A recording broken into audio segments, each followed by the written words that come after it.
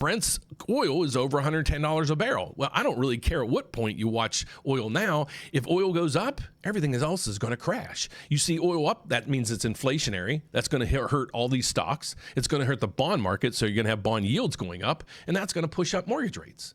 So how high are these going to go? Because if you're a homeowner, you might be saying, okay, I completely missed my opportunity to refinance. And if you're a home buyer, you might be saying, okay, at $599, the house is affordable.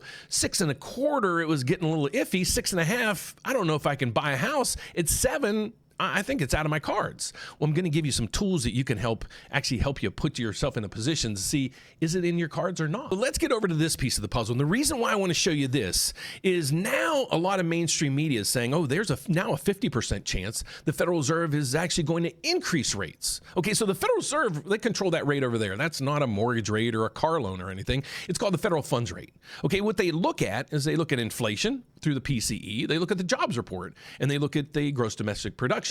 Okay, so if we got to look at GDP, even the Fed came out and said this is going to be about 2.4, a little bit stronger than we thought. Well, that's going to probably deplete a little bit. The jobs market, even in this week, we had initial jobless claims and continued claims coming in okay. We had ADP, even though I don't like them, they came in okay. So the jobs market's okay. This is where inflation's, it's at 2.8 in January. That's when oil was 60. Now at oil at 100, how high is the inflation number going to go? So that's what you really got to be concerned with. Now this is where it tells us, what's the Federal Reserve going to do at the next meeting? Maybe the next few meetings, even the meetings through the end of next year. Well, mainstream media keeps coming in saying there's over now a 50% chance that they're going to push up rates. Well, let's go to the calendar and let's fact check them.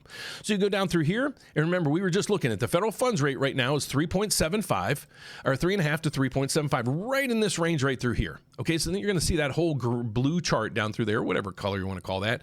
And this is telling us there's a 95% chance the Fed's not going to do anything at the next meeting. Basically, they're not going to do anything until 2027. But if you look over to this side, do you see anywhere in 3.75 to 4 where it says 50% or more? I don't.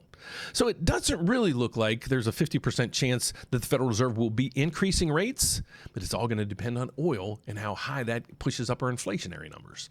So what should you do?